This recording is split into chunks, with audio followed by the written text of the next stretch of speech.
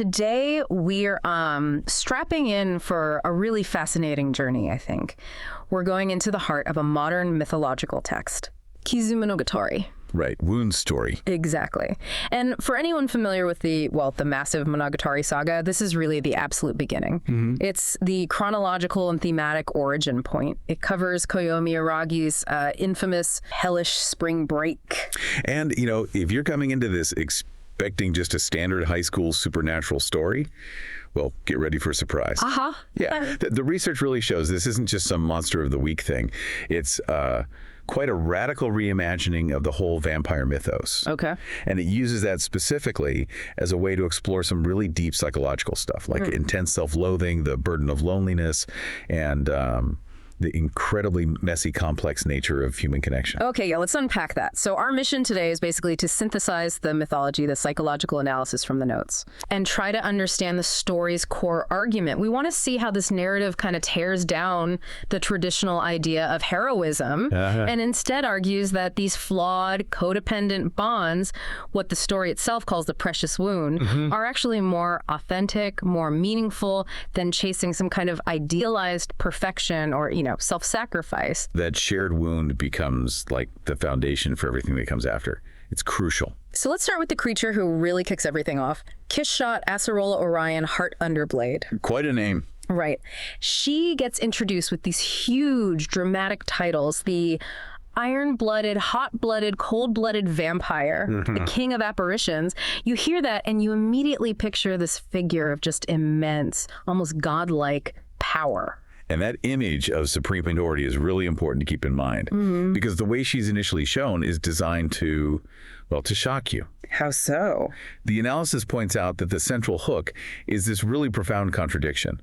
Araragi doesn't stumble upon some terrifying predator. No, he finds her dismembered, utterly helpless, bleeding out in this deserted subway station. Oh, wow. Yeah. She's reduced to this, like, pathetic, tragic figure described as blood-chillingly beautiful, but totally powerless at that moment. So supreme power versus absolute vulnerability. Exactly. It's a deliberate setup. That contrast is key. And the power she does normally have, it's not just your standard Western horror movie vampire stuff, is it? Not at all. The research suggests her identity is actually a very deliberate blending of traditions. Okay. She definitely has that tragic, aristocratic vibe of a Western Gothic vampire, you know, like Dracula. Yeah. The noble past, the bearing. Right. The aesthetic seems Western. Yeah, the aesthetic chassis, you could say. The regal presence, shape-shifting, the tragic backstory, former noble, and all that. But the writers were apparently very specific that her actual power level needed to align with something much bigger, something rooted more deeply in Japanese folklore. Oh, okay. That makes sense. You mentioned the Oni connection earlier. How does that fit in? I know the term for vampire, kiketsuki, literally means blood-sucking Oni. Right, and that's not just a linguistic curiosity. It changes everything about her scale. Oh, so? Well, Oni in Japanese folklore aren't just like standard monsters. Yeah. They're often seen as these destructive, almost calamitous forces, like demons or ogres tied to natural disasters, just overwhelming raw power. Okay, much bigger than just avoiding garlic. Exactly. If you look at Kiss-shot's abilities, instant regeneration, jumping continents, that kind of thing, her raw might is much closer to the existential threat level of an Oni than, say, a typical Gothic villain who gets stopped by a wooden stake. Which explains why the usual weaknesses are just ignored. Crosses, running water, holy symbols. Completely irrelevant. Yeah. Sunlight definitely hurts her, weakens her, makes her body burn. Isn't that fatal? Not really, no. Because her regeneration is so ridiculously powerful, the analysis frames sunlight less as a fatal weakness and more as just a continuous, painful inconvenience. Wow. It elevates her beyond a simple horror trope. Yep. She becomes something else, a higher order of being, almost like a sentient natural disaster. Just one that happens to look like a beautiful, tragic European aristocrat. Precisely. And possessing that incredible level of power is what makes Aragi's choice and what happens next to him so psychologically devastating. Okay, so that leads us right to Koyomi Araragi, our protagonist. In this moment of panic, maybe pity, maybe something else, he gives his blood, his life, to save this dying vampire. And he wakes up as her subordinate, her Kinzoku. Suddenly he has these classic vampire powers, regeneration, super strength, the works. Right. But you mentioned earlier this wasn't pure altruism. Were the sources suggesting he was maybe just looking for a way out, a noble death. That cynical read is absolutely central, and it's why the analysis calls his act suicidal altruism. Suicidal altruism, okay. His choice wasn't really about virtue or being a hero. The notes we looked at reveal it stems from a pre-existing, deep-seated emotional issue. Profound self-loathing. He'd already kind of rejected human connection. He was living by this really cynical mantra, something like, making friends would lower my intensity as a human. Wow, that's bleak. So he wasn't trying to save the day. He was looking for a worthy cause for which to die, maybe? That's exactly it. Craving some kind of clean martyrdom to give meaning to what he saw as a worthless life. Precisely. And I guess the narrative genius here is that the story immediately denies him that clean, satisfying ending he might have subconsciously wanted. Ah. Kishot turns him. She condemns him to live with the monstrous consequences of his decision. So vampirism here isn't portrayed as some cool power fantasy. It's framed as a profound psychological horror. A loss of self. A painful loss of self, yeah. And it violently amplifies the social alienation he already felt. So becoming a literal monster, the sort of quasi-vampire, is really just making his internal self-hatred external, visible. That's the core of his psychological journey in this story. You nailed it.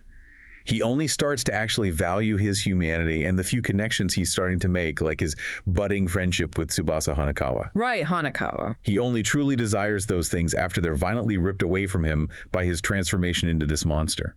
So the real fight isn't Araragi versus the vampire hunters who show up later. Not primarily, no. The real conflict in Kizumonogatari is Araragi versus himself. He's forced to confront the value of the very humanity he casually dismissed, but now he has to do it through the lens of this monstrous body that he hates. That's quite the irony. Only by losing his humanity does he finally realize he actually wanted it. Exactly. It's a brutal lesson. Okay, let's flip the coin now and look at Kishot's side of this. Her incredibly long life, 598 years, that's not presented as a good thing, is it? Not at all. Yeah. It's shown as a brutal curse. All that power, all that time. It didn't bring her wisdom or happiness. What did it bring her? According to the analysis, just profound, unbearable loneliness. To the point where she's desperately searching for a place to die. She wants closure. Wow. So she wants out, just like Araragi maybe did, but in a different way. In a way, yes. And this shared desire for an end, maybe, sets the stage for the story's complete rejection of a typical heroic ending. How so? Araragi finds himself in this impossible situation.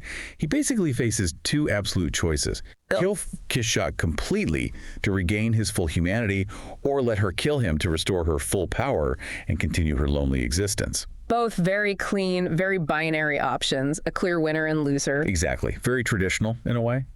But then the mediator figure, Meimei Shino, steps in. Ah, Oshino, the enigmatic balancer. Right. And he proposes something else entirely, something he himself calls miserable. Miserable? Why miserable? Because Oshino's solution is, well, it's the philosophical core of the whole Monogatari series, really. It completely rejects the idea of a clean win or a clean loss. Oh. It forces them into this painful compromise, one designed specifically for maximum messiness and, crucially, mutual interdependence. Okay, walk us through that compromise. You said this is where the wound story theme really hits home. It is. Araragi drains Kishot of her power, brings her to the absolute brink of death. But he stops. He doesn't kill her entirely. He stops short. Yeah, and this act leaves them permanently painfully bound together. Araragi becomes quasi-human. He's mostly mortal again, but he still keeps that annoying regeneration and few other lingering vampiric traits. And Kishot? Kishot is stripped of almost all her godlike power. She's trapped basically forever in the helpless physical form of an 8-year-old girl. An 8-year-old. Yeah, and she needs to periodically, constantly feed on his blood just to survive. She's a powerless, quasi-vampire. So they're forced into this permanent, painful, symbiotic codependency, neither fully human, neither fully monster, stuffed together. Exactly that. Bound by this perpetual need, this shared damaged state, and this shared misery, this state of being broken together. This is what Araragi, in his final thoughts in the story, reframes.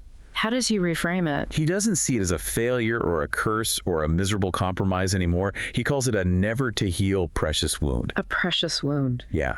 This wound, this shared damage, becomes the very foundation of their relationship and their existence moving forward. It's the thing that ultimately saves both of them from the isolation of perfection or annihilation. That reframing. calling the wound precious, that feels like it connects to something deeper, maybe a specific cultural idea. It absolutely does. This whole resolution, this embrace of the imperfect and the painful, is deeply connected to a Japanese aesthetic concept called mono no aware. Mono no aware. Okay, what does that mean? It's often translated as something like the pathos of things or an empathy toward things. It describes this profound, kind of melancholic appreciation for the transient, imperfect, and sometimes sorrowful nature of existence. So finding beauty in imperfection, in things ending. Exactly. It's the bittersweet beauty you find in things that are fading, things that are incomplete, things that are, well, messed up, broken even. So while a lot of Western heroism might demand a clean slate, the monster is totally gone, the hero is purified. Right. This idea, mono no aware, suggests the imperfection is the point.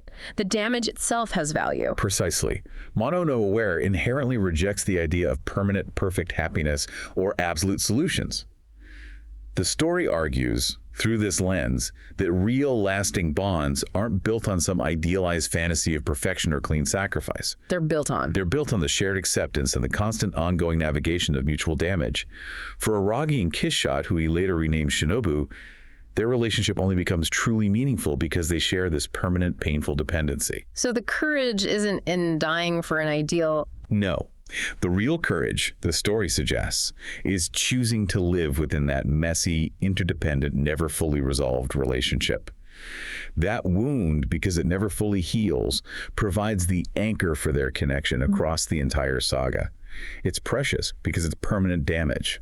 Okay, so just to sort of wrap up this deep dive then, Kizumonogatari doesn't just give us a cool new vampire. No, not at all. It takes this really complex figure, part tragic Gothic aristocrat, part overwhelming Japanese Oni, and uses her as this crucible almost to violently reshape the protagonist's already messed up psychology. And the whole thing becomes this profound meditation on how real human connection is often forged in shared damage and trauma and imperfection. Absolutely. The real power of this story, I think, lies in that conclusion. It runs so counter to many narratives we're used to. Yeah. It tells us that maybe heroism isn't about reaching some clean, isolated ideal state. Maybe it's about the much harder, much more courageous choice. It is. To simply exist day after day within a painful, deeply interdependent, and ultimately beautiful, imperfect relationship. That precious wound ends up being the most valuable, the most defining thing they possess together. That's a really powerful takeaway. So maybe a final thought for our listeners. If we take this idea of the precious wound seriously and apply it to our own lives, where might we be rejecting a messy, maybe difficult, but ultimately real and interdependent bond just for the sake of trying to maintain some kind of isolated, idealized image of perfection for ourselves? That's a heavy question, something to definitely mull over. When does avoiding complexity actually cost us something more valuable? Exactly. Food for thought.